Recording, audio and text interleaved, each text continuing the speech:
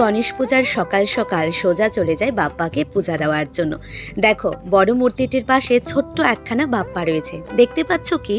তারপর যাই হোক ঘরে সুন্দর করে পূজা অর্চনা করে চলে যায় উপরে, মানে আমাদের পাড়ায়, সেখানেও পূজা হয়েছিল। বাপ্পার সঙ্গে দেখা করে অনেকটা সময় কাটায়, তারপর আর অঞ্জলিটা আজ নিতে পারলাম না সময়ের অভাবে। যাই হোক তারপর চলে যায় আমার কাজে, কাজ থেকে ফিরে সন্ধ্যায় চলে যায় আরতি দেখতে। তবে আরতি কিন্তু শুরু হয়েছিল আমাদের দিব্য শিবম আর সাহেবের তাল দিয়েই। যাই হোক তাল বাজাতে বাজাতে আরতিটা শুরু হয়েছিল। তারপর পুরোহিত মশাই আসে, এক এক করে আরতি হচ্ছিল। আর এইখানে প্রত্যেকেই ঢাক বাজিয়েছিল, তবে দিব্য যদি না বাজাতো হয়তো বা সম্পূর্ণ হতো না। আজকের আমাদের পূজাতে অনেক অনেক বাচ্চারা ছিল, বেশ ভালোই লাগছিল প্রথম দিনের পূজাটা।